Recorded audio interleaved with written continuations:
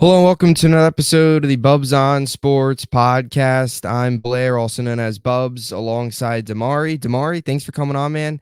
How's it going? Good, good. How you doing?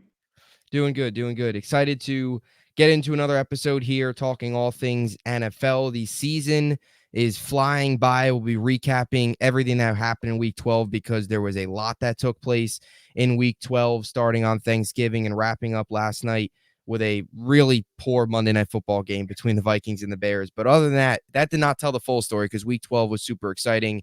And we got Week 13 coming up. We got a lot of big news in the NFL, which we'll start here first. But before we get into everything, what are your overall thoughts coming out of Week 12, entering Week 13? The season's flying by. It's always this time of year as you hit December that you wish you can kind of slow down time, because before we know it, we'll be talking about the playoffs, and the season is beginning to wind down but speed up at the same time, because this is where the season begins to end, but it gets a lot more fun with playoff races and ultimately the playoffs after that and all that good stuff. So what are your thoughts before we open things up here? Well, a few things to start.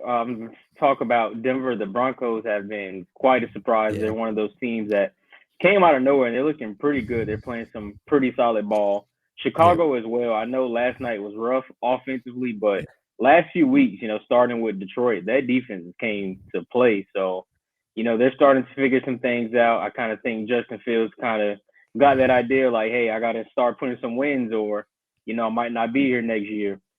So a few teams quite surprising me. Other teams like Buffalo, who we talked about before, are once again proving my point of being one of those overrated teams that, championship window is closed. So through 12 weeks, definitely been a lot of surprises from a lot of different teams.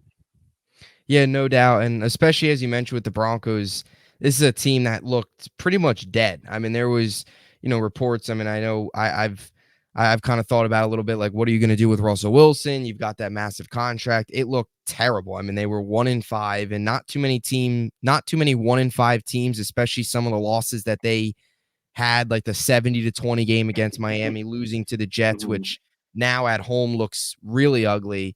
To come back and be 6-5 and beat some really solid playoff contenders like Kansas City, beating the Browns, who obviously are still a threat, beating Minnesota, who up until last night were playing some good football with Josh Dobbs. So Broncos have been really, really exciting. But before we get back into everything that went on in Week 12, we'll start here with some of the breaking news that we received yesterday as the Carolina Panthers moved on from Frank Reich. It's been a disaster in Carolina this year. They went out, got Bryce Young first overall, traded up for the pick. They don't have a first round pick this year. They're 1-10. They're not really, I mean, they're kind of competitive, but they're low scoring, ugly games where the offense can't do anything. What was your reaction from this firing and the trickle down effect with Carolina, an organization right now that is really unstable?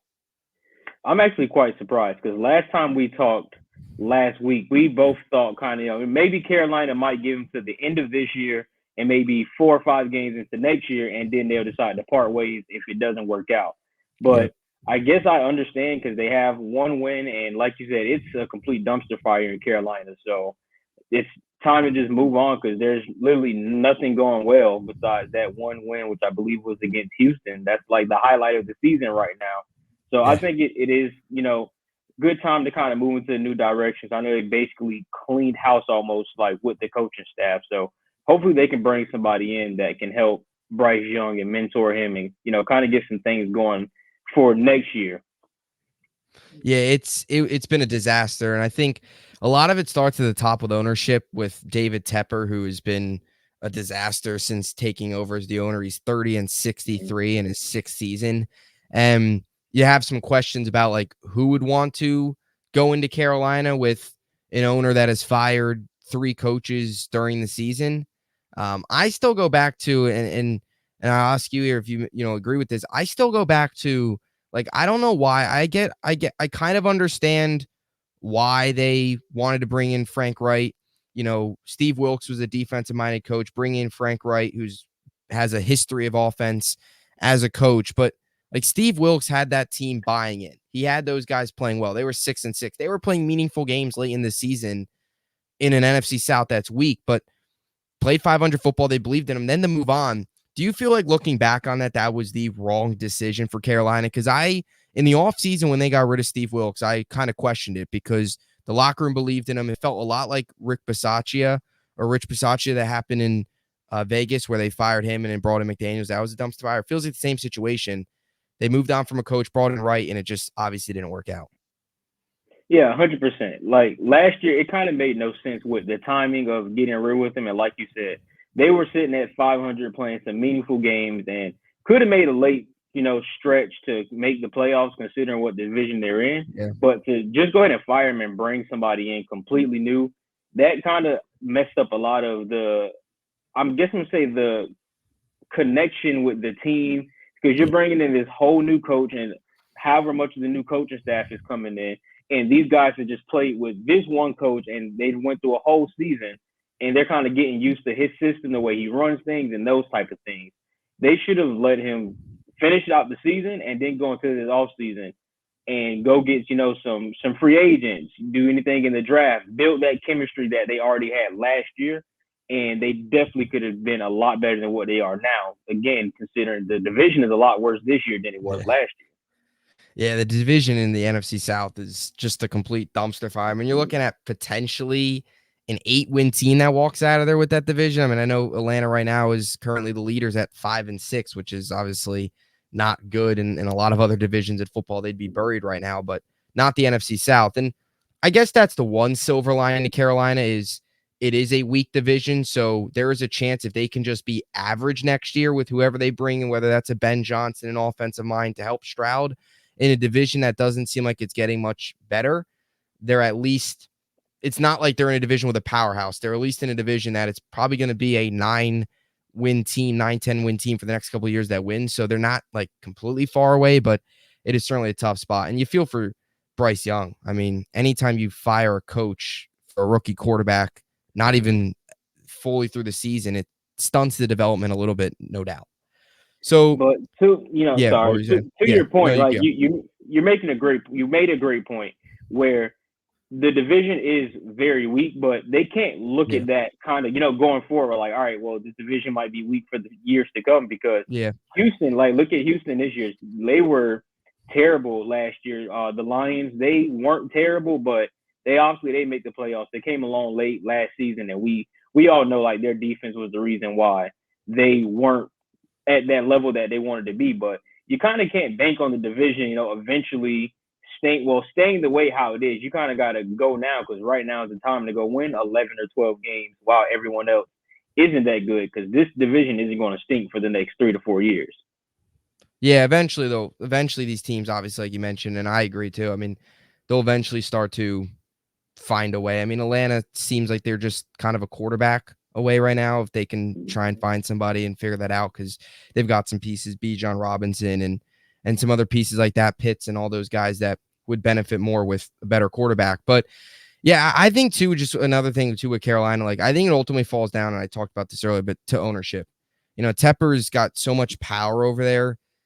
It's just when some of these owners, when they have too much power and they don't let football people make the football decisions, it's just years and years worth of losing. And that's why they haven't made the playoffs since that 2017 season where they were a wild card team and an out. And since then, it's been a disaster and a whole lot of losing for them. So we'll see if Carolina gets it figured out. But a crucial offseason early in Bryce Young's development that they need to hit, or if not, it could cause even more years of damage, especially to Bryce Young. So moving on here from Carolina to some of the other games this weekend, we'll start with the Cowboys on Thanksgiving. Dominated Washington, was so good that they were eating turkey legs on the field. Dak Prescott. I'll let you start here. What were your thoughts on this performance? Dominant performance from Dallas from start to finish, beating a Washington team that obviously going into your own building on Thanksgiving, they got the job done. They did what they needed to do. It was great, but I'm going to start with, I hate hearing lately how every win lately is being discredited. It's just the Jets, or, it's no offense, sorry to the Jets, but, I'm just throwing out 2 teams that we played, but, it's just the Jets. It's just Washington. It's just such and such. Like the Cowboys don't make the schedule. Dak doesn't make the schedule. Jerry Jones doesn't make the schedule. So the fact that they're going out and they're doing more than winning these games, but they're beating teams by 30 plus points. That's what you're supposed to do with teams that aren't on your same level. So I'm not really understanding a lot of the discredit that they're getting because they've been pure dominant offensively, defensively, special teams has been good. So I'm really not understanding how a lot of people are looking at these, well, at least Dallas, and they're kind of just shrugging off the Yeah. wins and but again, like I just said, it's pure dominance, and they've been completely just embarrassing these teams to the point Dak hasn't played in like 7 of the 12 games at the end of the third or early of the fourth because they're playing just that well. But Yeah. I just want to see how they're going to come around Thursday against Seattle and moving forward with that tougher stretch of the schedule. And that's what we're going to really find out how the Cowboys are. Yeah, and to your point with the whole like schedule, you obviously you play who's on your schedule, and like good teams beat up on the teams that they like should beat, and the thing is too, like I always say is, and you mentioned the Jets, and I'll use them here as an example because they're a dysfunctional mess, but like the Jets are a team they're all over the place because they're a team that plays up to their competition, but also plays down to their competition. Mm-hmm. And we've seen that a handful of times, but that's what separates teams like the Jets and teams like the Cowboys is the Cowboys play who's on their schedule. They take care of business. They get the job done, and they don't leave anybody in doubt. I mean, this was a 35-point victory, and this is what they were supposed to do. And Dak continues to play at such a high level. I also just feel like, too, it's kind of the national narrative. Whatever the Cowboys do, there's always going to be backlash. They can beat the Eagles coming up, and obviously after the Seattle game, they could beat the Eagles by 40 and they'll make some injury excuse on Philly that, oh, they didn't have their best guy or it was on the road and it doesn't matter. But I just, where do you think Dak stands right now? Because we've talked about him a lot, like in the MVP conversation, because this was another one of those 4 touchdown games for him where, as you talked about, he's been dominant, and especially the last 3 weeks where they've put up over 30, at least over 30 in the last 3 games.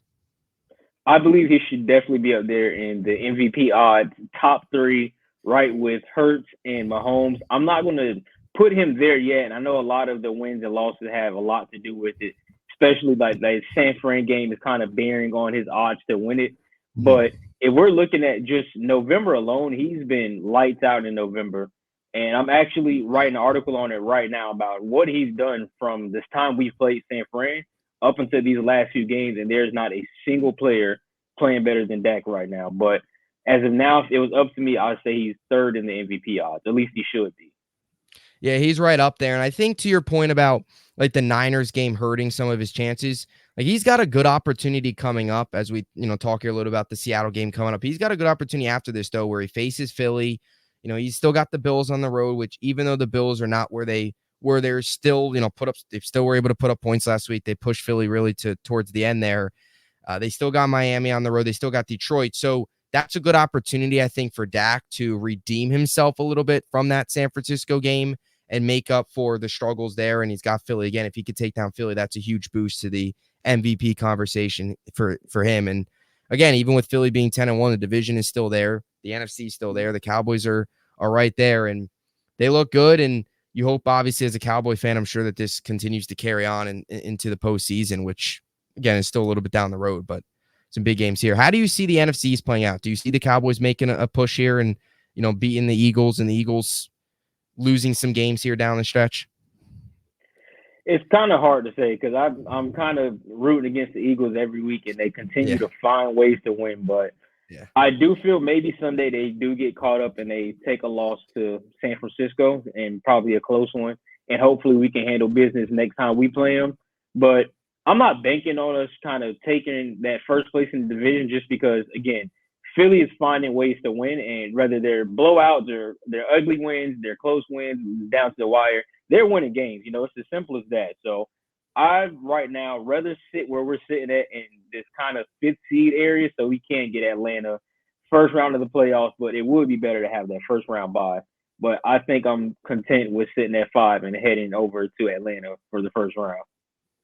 Yeah, these next 2 weeks get really interesting because, as you mentioned, if they lose to San Francisco and the Cowboys take care of business 2 days from now against Seattle at home, you go into that game with, a 9-3 and a 10-2 team. So it's still right there. And I still don't know how. I mean, we're all watching the Bills-Eagles game, great game. I still don't know how I'm sitting there asking like, how the heck did we beat Philly? I still don't know how.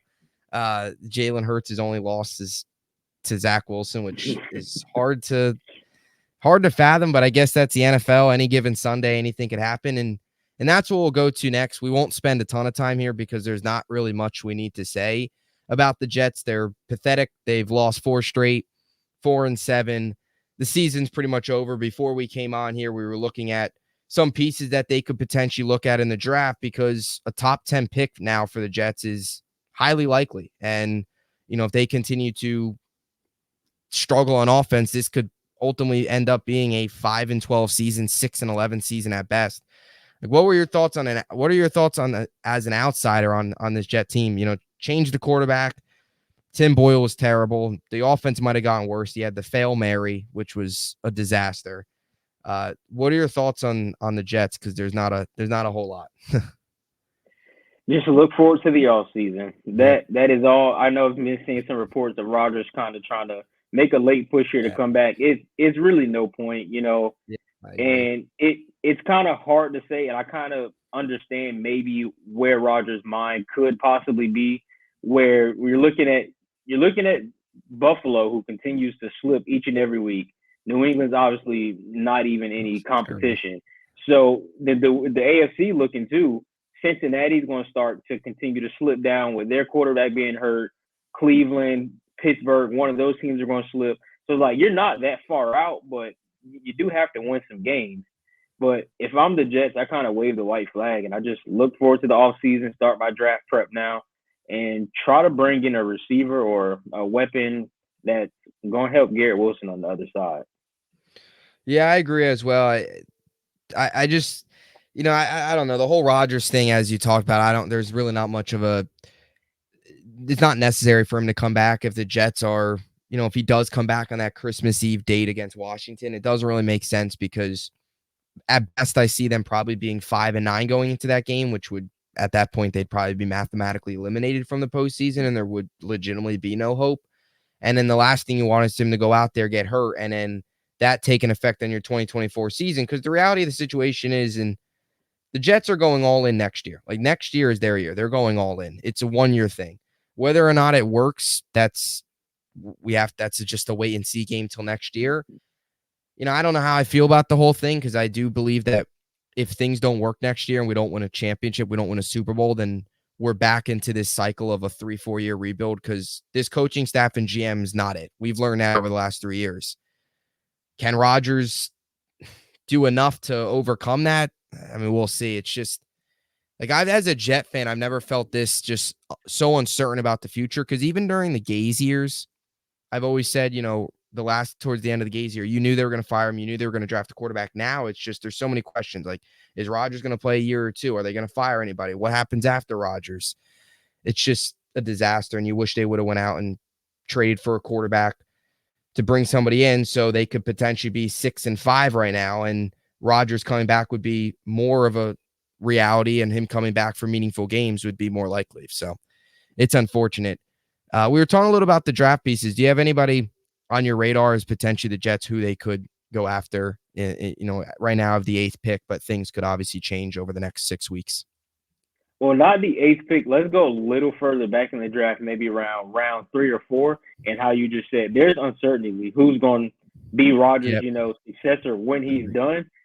If I'm the Jets, I kind of think I like Sam Hartman. Maybe you can go draft him. You just need somebody to sit behind Rodgers, whether that's 2-3 years, however many years he can give you, just so when he is done and out the door, you got somebody that you can rely on. Because Zach Wilson's not it, and honestly, I think he's probably played his last season as a Jet. Yeah, I think for Zach too. I think the Jets are going to move on from him. I also think for Zach's sake, he's going to want to say, "Hey, get me out of here. Like, I want to start fresh." But I totally agree. Round 3, round 4, there's an opportunity there for the Jets to pick up some pieces or pick up a piece at quarterback, whether it's, like you said, a Sam Hartman, even if it's, a Quinn Ewers from Texas or a JJ McCarthy from Michigan. Some of those guys that'll probably be there round 3, round 4, sit behind Rodgers, learn, and see as a developmental pick. I'm certainly for it, and I don't think the Jets will take. I think they got to come away with a quarterback in this draft. most likely third round. I don't think they're going to use a first round pick on a quarterback when they need other things for more current, not in a couple years. So definitely something to look out for. But yeah, it's officially draft season for the New York Jets. So moving on here to some of the big games this weekend, as there's a lot of couple big games this weekend. I'll start with that. What are some of your games this weekend? Obviously, starting with the Cowboys Seattle on Thursday, which we talked a little about. Some of the other games as well coming up week 13 that you got your eye on. Definitely Philly and San Fran. I feel like that's the Yeah. only one I care to see the most because this might be a potential NFC Championship game. I'm interested to see how is San Fran going to look healthy because last year they lose Purdy in that game. So are Yep. they kind of coming out with that chip on their shoulder like, hey, you guys aren't supposed to be in the Super Bowl. That was our year. Some unfortunate things happened. Definitely looking forward to that one. Also for the sake of Dallas, like we just said Yeah. earlier, kind of need a few games here and there for Philly to slip up for that matchup when we play them in a few weeks. That is going to be the best game this week. Yeah, I agree. That's the biggest game for me. San Francisco, it's exactly like last year on the road in Philly, an opportunity for them to get some revenge. The Monday night game would be really good if Burrow was healthy because it's Cincinnati and Yeah. Jacksonville.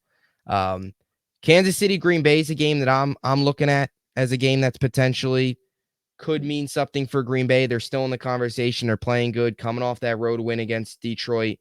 They're at home. Kansas City is they got the win against the Raiders, but a slow start. I think Green Bay's better than the Raiders. That'll be interesting. Not as big of a game, but definitely something to keep an eye on. That's Sunday night. So there's some good games to look forward to there. I want to go back here for a second. One of the biggest games this week, and I want to go back to the Bills. And that was the Bills-Eagles. Bills getting the job, or the Eagles winning that game 37-34. This is another one of these games where the Bills always find themselves, and we talked about it a little bit, in the open. Like the Bills always find themselves in these situations where every year there's the best game. I think that was probably maybe the best game of the season so far up to this point. And they always find themselves on the wrong side of it. Whether it was the 13 seconds game a couple years ago, this game again, where the offense showed up. I mean, Allen played well. I mean, the play to Gabe Davis, you probably want back if you're a Bills fan, if you're Josh Allen, because he was open. And, it was a choice route, Allen. It just seemed like a miscommunication. But like, what were your thoughts come away from this game on Buffalo? Because this was another one of these games where they lose another heartbreak. Like they cannot finish games. Is that coaching to you? Is that defense? Is it some of the missed opportunities on offense? There was some bad calls in this game. Like, why can't Buffalo? Like, why do you think Buffalo can't close out these games? Well, for this one here, and I'm going to even go as far back as last year against the Vikings when they had that very Yeah, good one to shoot out. It's the defense. The defense yeah, is just terrible for Buffalo. it's I don't terrible. know. Just a few years ago, they were one of the best units like in all of football, and it was a headache to play Buffalo and try to scheme offensively against this team. Now it's like you're almost guaranteed 28 points like playing Buffalo. They can't finish it. I feel like they get a little lax in these games, defensively because they know like the offense kind of similar to how you were saying with a few teams like the Jets, where like the offense when it comes to these teams they're gonna play up to their competition and we're gonna have shootouts. But the defense kind of get lax because like, hey, if our offense can go out and score 38, but we won't give up 35, or we can give up 35 or less, we'll win these games. So they kind of got to start with the defense. I'm not going to really put it on McDermott because he's been a great coach. They're continuously getting to the playoffs and they're winning double digit games. And, Allen is in the MVP conversation almost every year. Like, it's kind of hard to say it's anything to do with coaching, anything with ownership, leadership. I really feel like it comes down to the defense just not being able to handle the pressure. Yeah, it's always you're spot on. I totally agree as well. They always find themselves in these situations. It feels like they kind of play this backed off soft zone coverage. And there was one of those plays specifically on third down. I forget exactly who the ball was to, but it was a 3rd down and 5, 3rd down and 6. And the Bills were just playing backed off. It was like a zone. It was like nothing was happening. It's not like the Phillies or the Eagles are driving into your own territory. And they just let them march down the field. And then some missed tackles. It's like their defense late is just a complete disaster. And I don't know if that's Again, like, I don't know if that's some of it's McDermott because of play calling, but then you could say the same thing last year with Leslie Frazier, where that was just, his play calling as well. I think it's just ultimately comes down to the guys on the field. They've got to be a lot better. But where do you see the Bills going here in the future? Like, because they're one of those teams that it feels like their Super Bowl window is closed from where it was.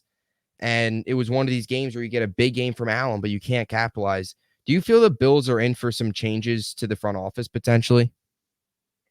Absolutely, and it's going to start with the defensive coordinator because the Bills have a lot of big names like in that defense, and they even traded for Rasul Douglas, and you signed Josh Norman. So you're going to get all these guys with some good names, some great like pedigree guys. But again, like you just said, they kind of can't win games, and they're just laid back, and they're getting pushed over on the defensive end.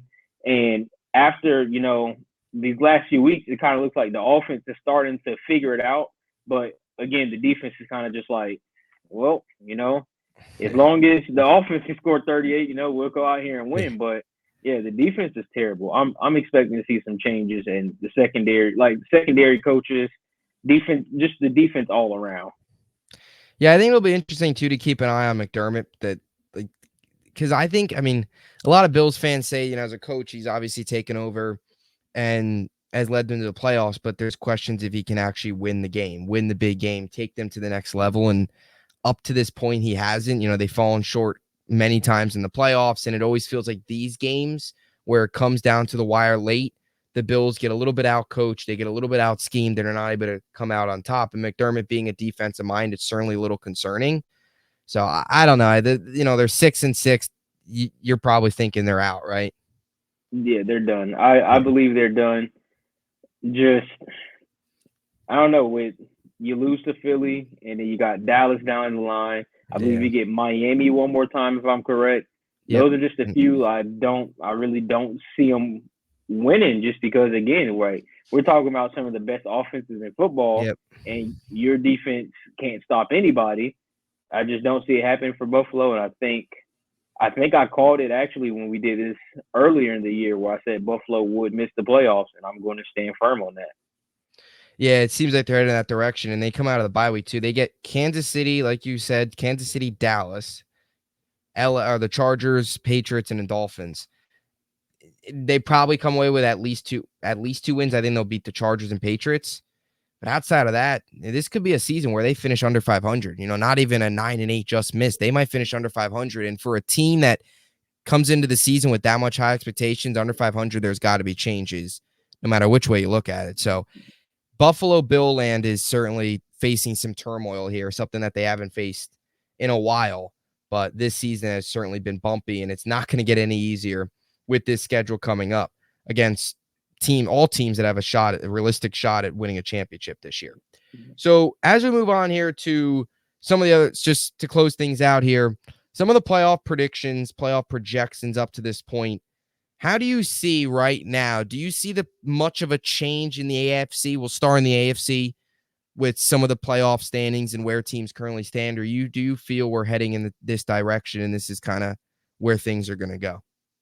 Yeah, that number one spot is definitely still up for grabs, and I will not be surprised if the Ravens end up taking that, considering the Chiefs kind of have a few tougher games here, and they just haven't looked that well.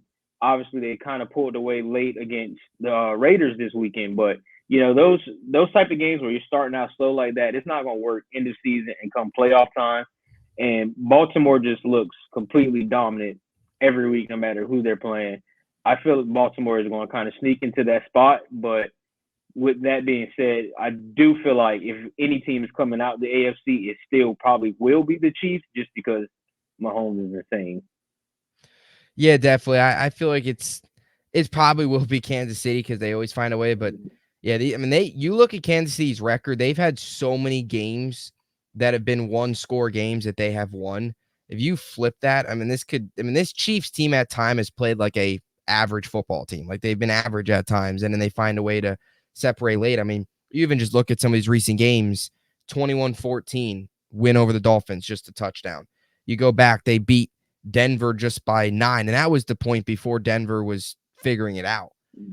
7 over the Vikings. They only beat the Jets by 3. Like a win's a win, but some of these games they've started slow and it eventually feels like it might come back to bite them, but they'll probably find it seems like they'll probably eventually find a way. What are your thoughts on Jacksonville? Because I think, Jacksonville is one of those teams that I still feel like is probably a year away from legitimately being like a Super Bowl contender. I don't know if they I don't really know how I feel about them matching up against like Kansas City and Baltimore if Kansas City can start fast and do what they've done throughout the last couple of years. Like, what are your thoughts on Jacksonville? Because they've been an interesting team, almost lost this weekend to Houston. It's kind of hard to say. You watch Yeah. Jacksonville sometimes this year, and you're kind of like, this is not a team that's No. what are they sitting at 8-3, I believe. I could be Yeah, they wrong. haven't 7. played like an 8-3 Like team. they don't look 8-3, but then you Yeah. see the games where like they play good, and you're just like, this is definitely an 8-3 team. So I just feel like Peterson has a lot of experience when it comes, to the playoffs and what it takes to have his team ready to play. So I feel like they will be ready for a Kansas City, a Baltimore, or maybe even a Houston to play if they play a game. Because even I believe it might have been last year where they went up to Kansas City, and if that Christian Kirk drop, if a few things changes for Jacksonville, they're kind of coming out of Arrowhead with a win. So Yeah. I feel like they're one of those teams that they're prepared for the moment. If they go into the playoffs and again healthy and they kind of get some of the best Trevor Lawrence ball and they can run the ball effectively, Jacksonville could be a surprise team to maybe even come out the AFC as well. Yeah, they're one of those teams that if they can, like, again, you watch them one week, you watch them, you're like, man, this team's really good, and there's other weeks you watch them, and you're like, how the heck are they 8-3? If they can get into that gear where they're really good, they're coached well, Peterson's done it before, you like their chances. The final spot in the AFC is just chaos because it's just you have the Colts there right now at the 7th seed, and then it's 3, 6, and 5 teams. It's the 6 and 6 Bills, and then after that, it's a bunch of teams under 500 that most likely are out of it. I don't think the Bengals are going anywhere with Browning, and then the Raiders, Chargers, Titans, Jets. They're all those 5 and 7, 4 and 7 teams. They're all looking towards April at this point. Who do you see coming away with that final spot in the AFC? I'm going to go out on a limb, and I still feel like Houston's going to get it. But the Broncos are definitely an interesting team to keep an eye on. When all is said and done, who comes away with that? I think it'll probably end up being a 10 and 7 team. I think that's probably what it's going to take to get in. I'm going to go Houston as well. Even with their loss and a lot of calls trying to win against Houston, they missed a lot of opportunities in that game where they definitely should have won that game on Sunday. But I'm going to guess Houston as well. If I had to pick a dark horse, I'm probably gonna go with Denver. I think I agree with you on both points because they've been playing some great ball. They're starting to figure it out. Still wish to see a little bit of more rush and kind of the weapons offensively, putting some more points on the board. But after that 70-point embarrassment in Miami, their defense kind of stepped up.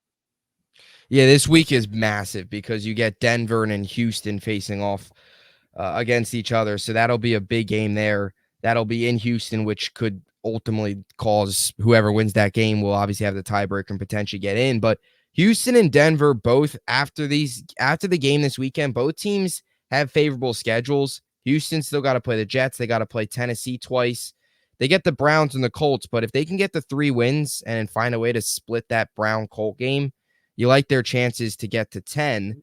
And then the same thing goes for Denver. They obviously get the Texans, but after this, they have Chargers twice. They get the Patriots. They get the Raiders. They're only really tough teams to lie in. So the AFC there with those two teams, with the way their schedule's shaking out, certainly get interesting. And then moving on to the NFC, how do you see the top shaking out? Do you see the Cowboys? We talked a little about earlier, but how do you see it shaping out with teams like the Cowboys, Niners, all well into the mix in the top of that conference? I'm going to go division winners will be Philly, San Francisco, New Orleans, Detroit. Dallas is going to come at 5. Probably take Seattle maybe at 6. And that 7 seed is kind of hard to say in that 7 seed because, it was looking like possibly Minnesota, but they've kind of the last few have it weeks locked up.